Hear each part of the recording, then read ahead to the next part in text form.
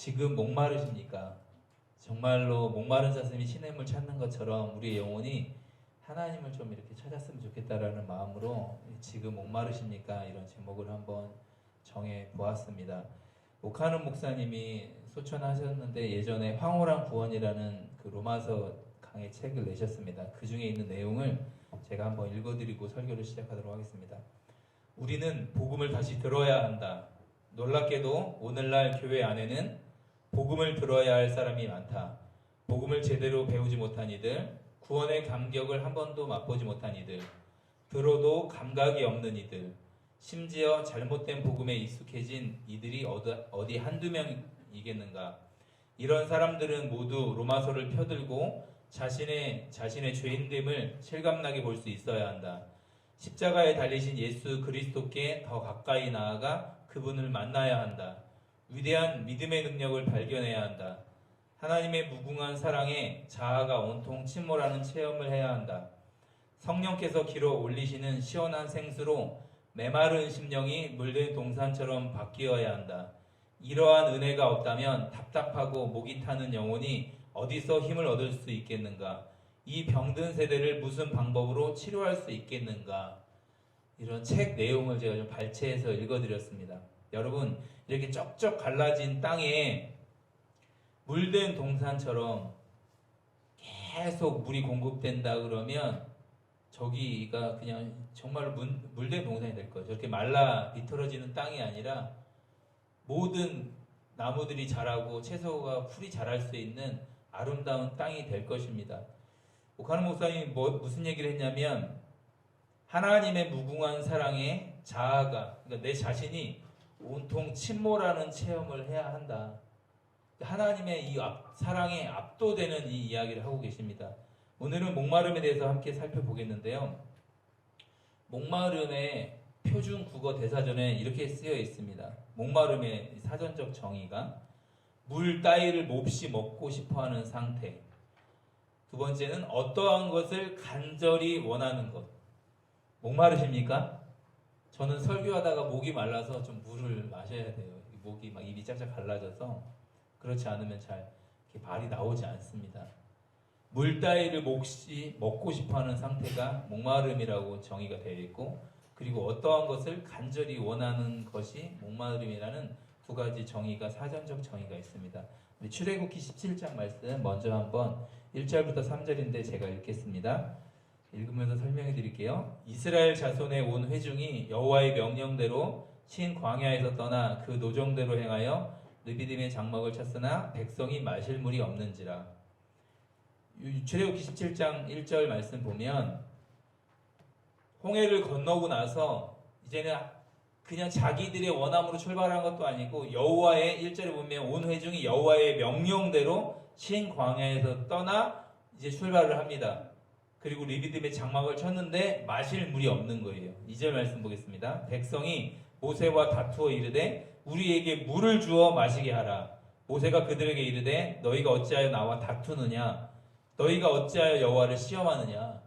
하나님을 신뢰해라. 하나님이 다 책임질 거다. 왜 또 이렇게 원망하고 불평하고 있느냐? 물 지금 이제 목마르니까 이렇게 원망하고 있습니다. 3절 말씀 보면 거기서 백성이 목이 말라 물을 찾음에 그들이 모세에게 대하여 원망하여 이르되 당신이 어찌하여 우리를 애고에서 인도해 내어서 우리와 우리 자녀와 우리 가축이 목말라 죽게 하느냐. 죽는 상황이니까 지금 상황이 그냥 물이 없는 상황이에요. 목이 좀 마른 상태예요. 근데 막 이 목말라 죽을 것처럼 하면서 모세를 원망하는 거 곧 누구를 원망하는 걸까요? 지금 하나님을 원망하는 거예요. 광야로 이끌어온. 그리고 애굽에서 꺼내달라고 그렇게 막 부르짖으면서 제발 애굽의 노예에서 좀 살려주십시오라고 해서 살려서 이제 홍해를 건너고 광야에 왔더니 이들은 하나님을 원하지 않았던 거예요. 지금 하나님의 통치 가운데 살아가고 있는데 물 한 번 허락되지 않으니까 하나님 명령대로 지금 왔는데 마실 물이 없으니까 원망하기 시작했습니다. 하나님 말씀대로 여호와의 명령대로 지금 이렇게 걸어가고 있는데 물이 없다라는 이유로 이들이 목말라 죽겠다고 이야기하면서 원망하고 있습니다. 어쩌면 우리도 나름대로 예배드리고 하나님 말씀대로 순종해서 삶을 살아가고 있는데 우리의 삶에 작은 문제만 터지면 하나님께 원망하기 시작하는 것 같아요. 저 역시도 마찬가지입니다. 내가 원하지 않는 어떤 사건이 발생하거나 내 마음이 너무나 불평하면 원망이 자기도 모르게 나오는 거예요. 원망이. 여러분, 우리의 존재가 바뀌지 않으면, 변하지 않으면 결코 변한 게 아닙니다. 이스라엘 백성들이 지금 상황은 다 바뀌었습니다. 노예도 아니고요. 이제 광야에서 하나님의 통치를 받는 자유의 백성입니다. 자유인들이에요. 이제 노예가 아닙니다. 신분은 바뀌었는데, 외적인 신분은 바뀌었는데 그들의 마음은 전혀 바뀌지 않았습니다. 그들의 마음은 애굽에 있었던 거예요. 애굽에. 나중에 보면 애굽에서 먹던 음식들을 막 그리워하잖아요.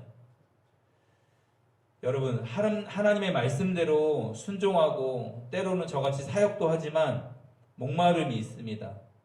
그것이 채워지지 않으면 원망하는 모습이 우리 삶에 나타날 수 있습니다. 결국은 하나님이 인도하신 그 길을 원망하며 불평하는 게 우리의 인생입니다. 요한복음 7장 말씀 같이 한번 보겠습니다.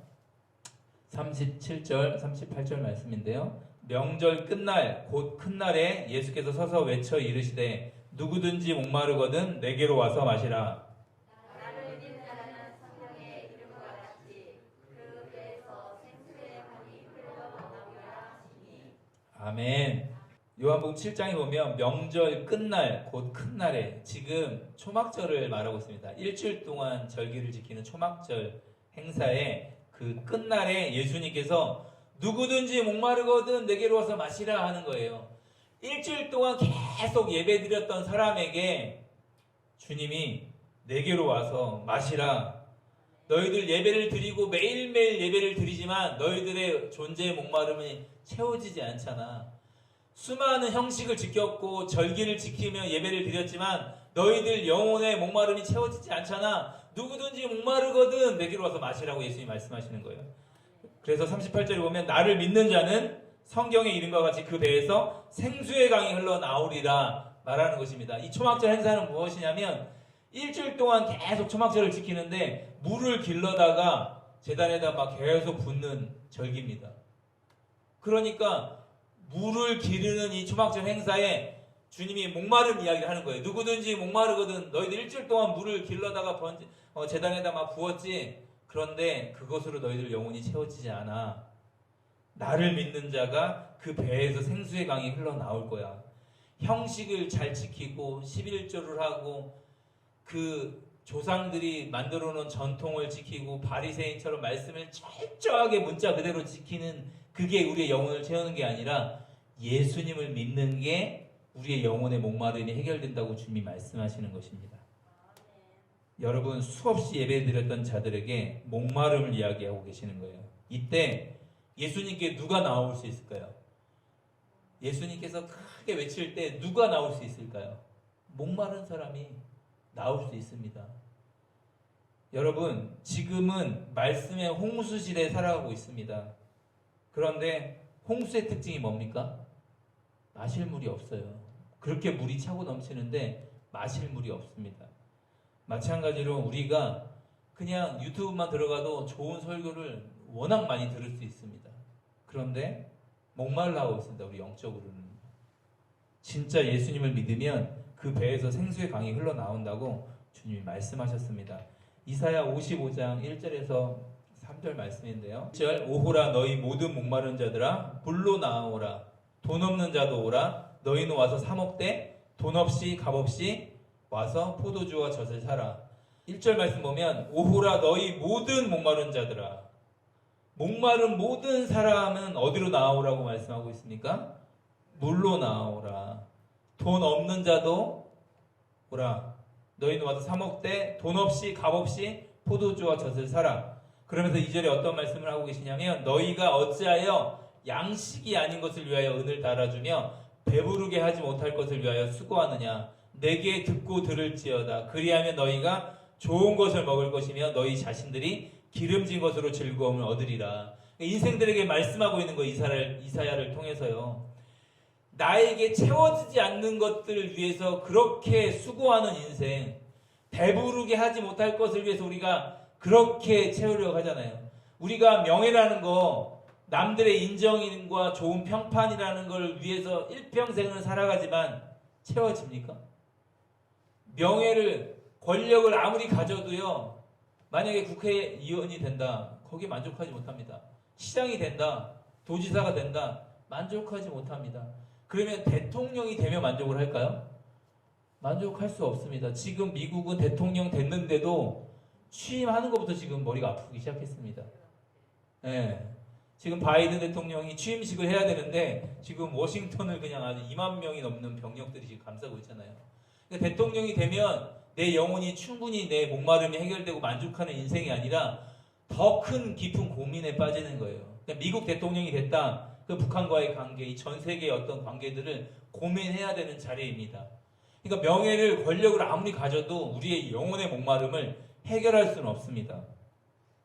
3절 말씀 보면 너희는 귀를 기울이고 내게로 나와 들으라. 그리하면 너희의 영혼이 살리라. 우리의 영혼이 사는 일은, 우리의 영혼이 살아날 수 있는 건 하나님 앞에 나와 하나님 말씀을 들을 때입니다. 할렐루야. 그런 내가 너희를 위하여 영원한 언약을 맺으리니 곧 다윗에게 허락한 확실한 은혜이니라. 모든 목마른 자들을 오라고 말씀하십니다. 존재적으로 우리 안에 목마름이 있습니다. 그런 자들을 주님이 초대하고 있습니다. 돈 없이, 값 없이, 어떠한 대가를 지불하지 않고 주님이 나아오기만 하면 다 채워주신다고 합니다. 우리 진짜 양식, 예수 그리스도, 하나님의 말씀이 우리에게 진짜 양식인데 이것 아닌 다른 허탄한 것을, 배부르지 못할 것을 위해서 수고하는 게 우리의 인생입니다. 이때 하나님이 3절 말씀에 하나님의 말씀으로 나오라고 합니다.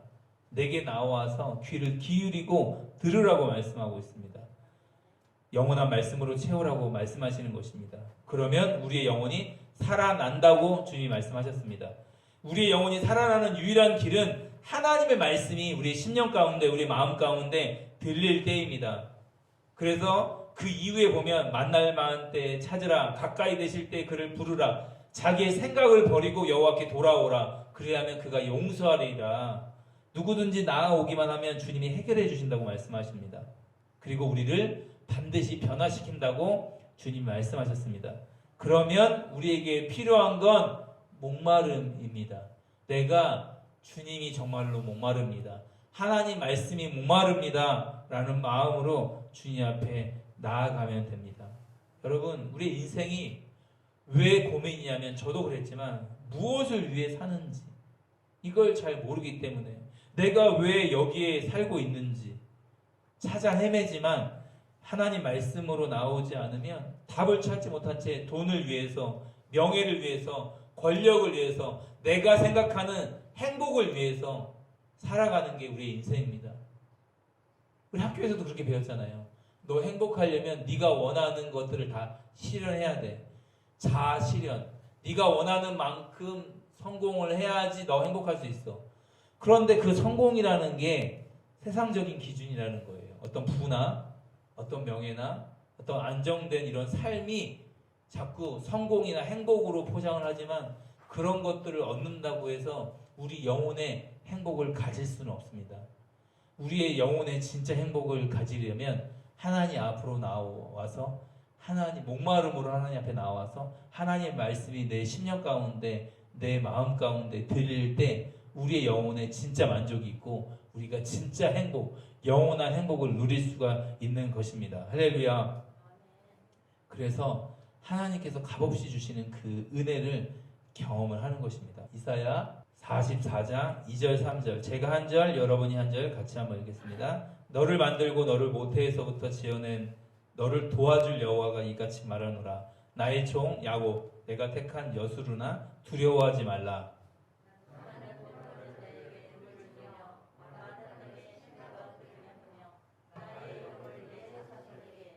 나의 복을 내 후손에게 도와주리니.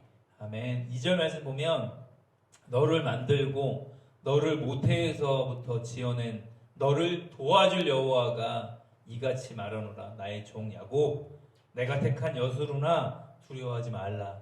내가 택했다. 내가 너를 만들었다. 내가 모태에서부터 너를 지어냈고 너를 도와줄 내가 말한다. 나는 목마른 자에게 물을 주며 마른 땅이 시내가 흐르게 하며 나의 영을 내 자손에게 나의 복을 내 후손에게 부어주겠다 말씀하십니다. 우리를 부르신 하나님은요, 우리를 지으신 분이세요. 그러니까 그 하나님을 만나지 않으면 우리의 인생이 결코 만족할 수 없다는 것입니다. 이 목마름이 채워지지 않는다는 것입니다. 그분이 우리를 도와준다고 말씀하십니다. 그리고 나는 목마른 자에게 물을 준다고 말씀하시는 거예요. 3절에. 나는 아무에게나 배부른 자에게 물을 주는 게 아니라 목마른 자들에게 나는 물을 준다. 나는 나를 찾는 자, 심령이 가난해서 하나님, 나는 하나님이 필요합니다. 나는 정말 주님이 갈급합니다. 나 주님이 목마릅니다. 라는 이런 목마른 자에게 물을 준다고 말씀하십니다. 그리고 메마른 우리의 심령에 시내가 흐르게 하신다고 주님 말씀하십니다. 하나님의 영을 우리의 마음 가운데 부어주시는 분이 하나님이십니다. 목마른 자가 주님을 찾게 되어 있습니다. 누가 물을 찾을까요? 목마른 사람이 찾습니다. 운동을 하다 보면 목이 막 타서 물을 찾게 되어 있습니다. 여러분, 목마르지 않으면 우리가 절대 물을 찾지 않습니다.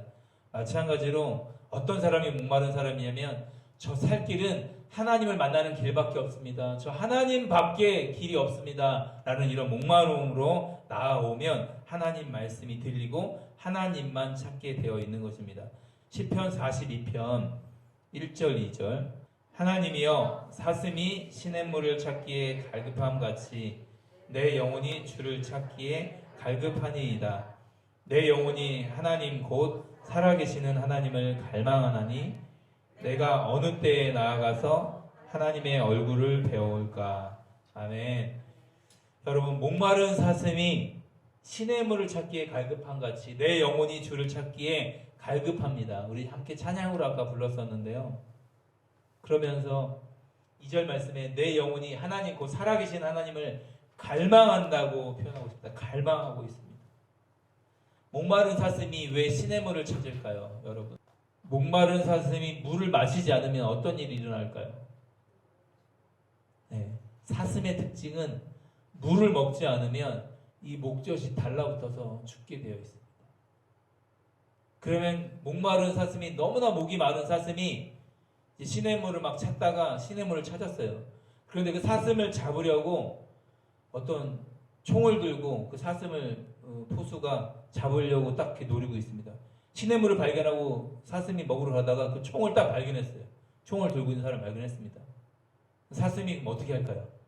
두려워서 다시 도망가겠죠.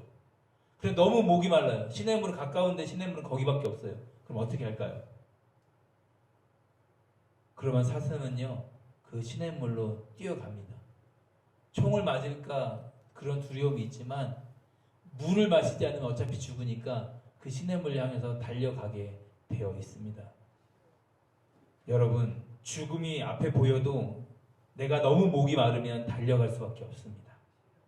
우리에게 필요한 건 이런 갈망, 이런 갈급한 마음이라는 것입니다. 그러니까 사슴이 시냇물을 찾기에 갈급함 같이 내 영혼이 주를 찾기에 갈급합니다. 그렇게 나 주님 아니면 죽을 것 같아요. 나 주님 만나지 않으면 죽을 것 같아요. 라는 마음으로 달려가라는 표현입니다. 여러분, 하나님을 갈망하는 마음이 이런 마음입니다. 그래서 우리는 세상의 행복과 세상의 성공이 아니라 우리는 주님을 만나는 게 우리의 영혼이 채워지는 일입니다. 베스트셀러 작가 중에 지그 지글러라는 분이 있습니다. 이런 책을 내셨어요. 정상에서 만납시다. 경영학 쪽에 유명한 분이신데요. 우리의 인생이 정상을 향하여 막 달려가기 시작하면 목마름이 결코 채워지지 않습니다. 세상은 정상에 올라가야만 행복할 것처럼 그렇게 수많은 언론이나 광고나 교육이 그렇게 우리를 사람들을 다 지배할 수 있는 꼭대기로 정상에서 만나야만, 정상에 정복을 해야만 이 땅에서 우리가 떵떵거리고 살고 뭔가 행복할 것 같이 이야기하지만 거기에 올라가는 그 길이 결코 만만치 않고 우리의 목마름을 결코 채워줄 수 없습니다. 우리가 반에서 정상을 차지해야 된다는 게 얼마나 피곤한 일입니까? 그리고 항상 내가 어떤 공부의 실력이나 내가 탑을 찍어야 된다, 내가 정상을 내가 찍어야 된다라는 건 굉장히 피곤한 일입니다. 그러니까 우리의 인생이 어떤 대가를 치르고 해서라도 그렇게 정상을 올라가려고 하지만 결코 우리의 영혼 안에 있는 목마름을 채울 수 없는 게 인생입니다. 그런데 정상에서 만나는 게 아니라 우리는 영원한 생수 대신, 우리 시냇물 대신, 우리의 시냇물 대신 영원한 생수 대신 예수 그리스도에게 만나는 겁니다. 여기는 우리가 노력하거나 애쓰는 게 아니라 돈 없이 값 없이 목마름만 있으면 됩니다. 주님, 제가 주님이 필요합니다. 우리의 목마름이 채워지는 이곳 예배의 자리입니다. 여러분 얼마나 목마르십니까? 지금 달려가야 합니다. 여러분 삶 가운데 지금 답답하고 우리의 심령이 막 갈라진 것 같은 메마른 심령이 되어가고 있을 때 우리의 영혼이 채워질 수 있는 방법은 그 시냇물로 달려가는 것처럼 우리가 하나님 말씀으로 달려가는 길밖에 없습니다. 주님을 만나는 길밖에 없습니다. 그래서 목마름으로 하나님께 달려가서 그 주님을 만날 수 있는 자리가 십자가의 자리인데, 그 십자가의 자리에서 하나님을 딱 만나고 경험하고 나면 어떠한 걸 우리의 인생이 깨닫냐면, 내가 하나님을 정말 목말라 한 줄 알았는데 십자가에서 하나님을 정확하게 만나고 나면, 예수님을 믿고 나면 우리가 깨닫고 알게 되는 건 하나님이 더 목마르셨구나. 예수님이 십자가에서 내가 목마르다 말씀하셨잖아요. 그때 육신의 목마름도 목마름이었지만 예수님이 십자가에 죽으시면서 7마디 남기셨잖아요, 가상처럼. 근데 그때 내가 목마르다라고 말씀하셨던 예수님의 그 마음 가운데, 나는 너희들을 만나고 싶은 그 목마름이 내 안에 있다. 그 목마름을 채우기 위해서 내가 죽어야만 나의 이 목마름이 채워질 수 있다. 그리고 나에게 달려오는 자들을 얼마나 간절히 기다리셨는지, 그 하나님의 목마름이 얼마나 간절하셨는지 하나님의 아들을 이 땅에 십자가에 내어 주면서까지 그 목마름을 채워주시려고 했어요. 우리가 하나님을 간절히 찾은 게 아니라 하나님이 우리를 정말로 간절히 찾으셨어요. 아담과 하와가 범죄하고 하나님을 떠날 그때부터 하나님은 간절하게 갈급하게 우리를 찾고 계셨습니다. 여러분, 우리가 살 수 있는 유일한 길은 십자가로 달려나아가는 것입니다. 그 목마른 사슴이 시냇물로 달려나아가는 것처럼 우리가 십자가로 달려나아가야, 생명 걸고 주님 앞에 달려나아가야 주님을 만날 수 있습니다. 아까 그렇게 원망했던 그 백성들에게 하나님이 어떠한 해결책을 주시는지 출애굽기 17장 6절 제가 읽겠습니다. 내가 호렙산에 있는 그 반석 위, 거기서 내 앞에 서리니 너는 그 반석을 치라. 그것에서 물이 나오리니 백성이 마시리라. 모세가 이스라엘 장로들의 목전에서 그대로 행하니라. 모세에게 원망하는 이스라엘 백성들, 하나님 어떻게 합니까? 이 백성이 조금 있으면 나를 좀 죽이겠습니다. 돌을 던지겠습니다. 그러니까 하나님이, 야, 반석 위에서, 그리고 그 반석을 쳐라. 거기서 물이 나올 거야. 모세가 그대로 행해서 그들에게 르비딤에서 물을 다 주었습니다. 그들이 다 거기서 천연 안반수잖아요. 반석에서 나오는 생수를 막 마셨습니다. 광야에서 목이 말라서 원망하던 백성들에게 반석에서 나오는 물을 하나님이 주셨습니다. 반석이 깨져서 물이 나왔습니다. 이걸 사도 바울이 이렇게 해석을 합니다. 고린도전서 10장 1절에서 4절 말씀입니다. 신약 274페이지입니다. 형제들아, 나는 너희가 알지 못하기를 원하지 아니하노니 우리 조상들이 다 구름 아래에 있고 바다 가운데로 지나며 모세에게 속하여, 2절에 보면 모세에게 속하여 다 구름과 바다에서 세례를 받고 홍해를 걷는 걸 세례라고 말하고 있습니다. 3절에 다 같은 신령한 음식을 먹으며, 어떤 음식을 먹었습니까? 매일 주셨잖아요. 하나님이 공급해 주셨잖아요. 만나를 먹었죠. 다 같이 신령한 음식을 먹으며, 4절 말씀 같이 한번 읽겠습니다. 4절 시작. 다 같은 신령한 음료를 마셨으니,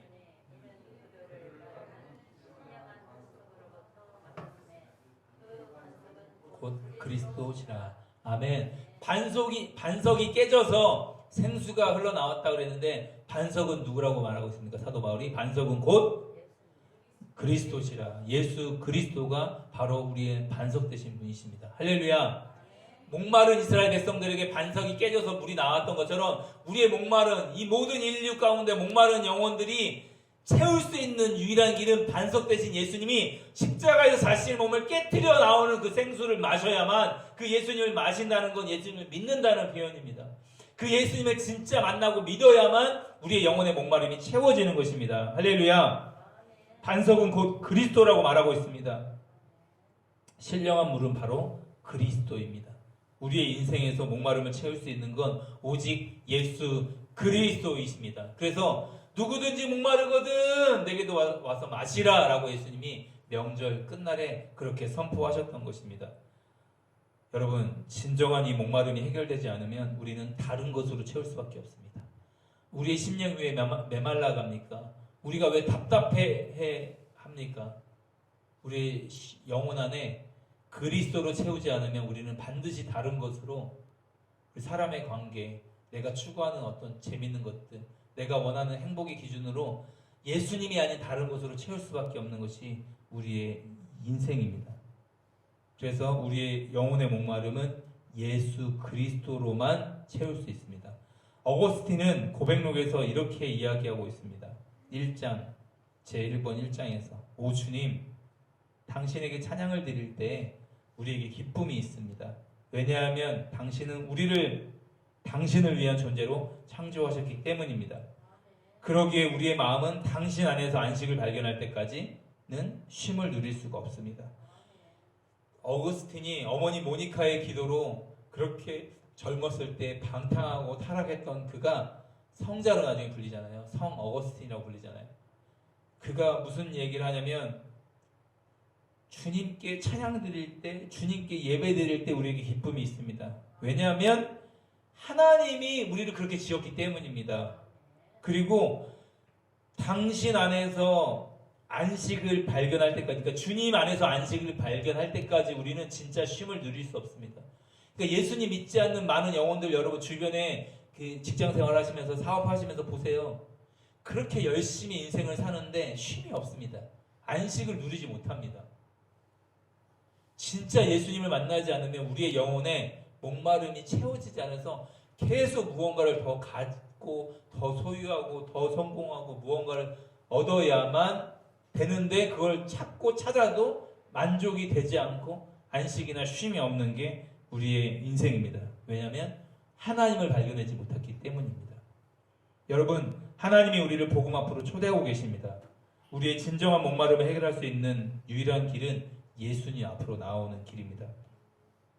제가 몇 주 전에 읽었던 책인데요. 굶주림보다 더 큰 목마름, 주보에도 써놨는데 북한 간부였던 김길남 씨, 가명입니다. 본명을 이야기할 수 없으니까. 근데 이분은 중국에서 2012년도에 순교하셨는데요. 이분이 어떤 분이셨냐면 북한에서 예수님을 만나서 북한 간부셨는데 중국에 나와서 신학교를 세워서 사역을 하셨던 분이세요. 그런데 북한에 살 때 하나님 말씀에 순종하기로 결정을 하고 성경이 없으니까 다 쪽성경을 나눠준 거예요. 예수 믿는 사람 지하교회에. 그래서 이분이 받은 성경 중에 하나가 2권을 받았는데 하나가 레위기였습니다. 레위기를 읽다가 소를 잡아서 번제로 드렸다는 말에 이분이 같이 있는 친구들, 예수 믿는 북한에 있는 사람들한테 우리 소를 잡아야겠다. 그러니까 레위기에 소를 잡으니까 소를 잡아버리셨어요. 이분이. 소를 잡아버렸어. 번제 드려야 된다고. 그 말씀에 순종하려고 막 풀려갔습니다. 그런데 풀려났어요. 왜 그런지 아세요? 불쌍해서가 아니라 광우병이 바로 터진 거예요. 그때. 그래서 광우병을 위해서 미리 소를 잡았던 걸로 다시 이게 참 신기하죠. 아무튼 이런 분인데 중국에서 신학교를 시작하셨습니다. 그 신학교를 하는 목적은 딱 이거였어요.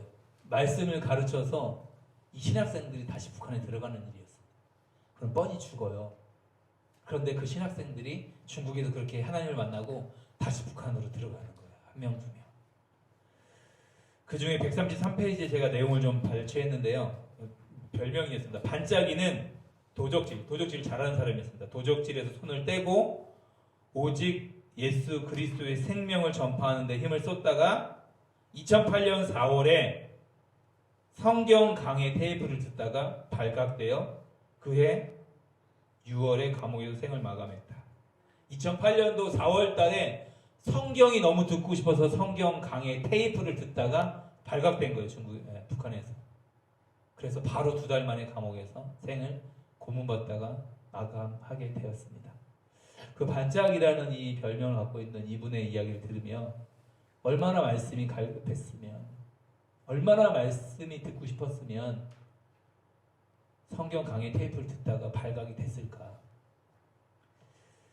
참, 이 책을 읽으면서 참 부끄러웠습니다. 북한에 있는 성도들이 얼마나 간절하게 하나님을 찾고 있는지, 그들은 생명 걸고 예수님을 믿고 있잖아요. 여러분, 예수님을 진정으로 만나야만, 예수님을 마셔야만 우리의 목마름이 채워집니다. 그리고 북한에서 순교했던 분, 중국에서 다시 신학교에서 공부하고 다시 북한에 들어가서 순교했던 모든 분들이 단 한 가지의 소망이 있습니다. 책에서 그래요. 동무들 슬퍼하지 말라고 막 이렇게 책에 내용이 나와 있어요. 우리 천국에서 만납시다. 다 이런 고백이에요. 우리 천국에서 만납시다. 그리고 북한에 들어가는 이유는 단 한 가지였습니다. 내 가족에게 이 생명 대신 예수님을 소개시켜주기 위해서. 자기 목숨보다 더 중요한 게 영원한 생명이니까.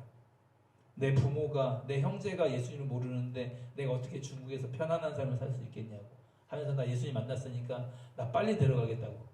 빨리 들어가겠다는 사람을 말려서 그 김길남 씨가 교육시키는 게 신학교예요. 막 예수님 만나자마자 막 들어가려고 하는데 아니야.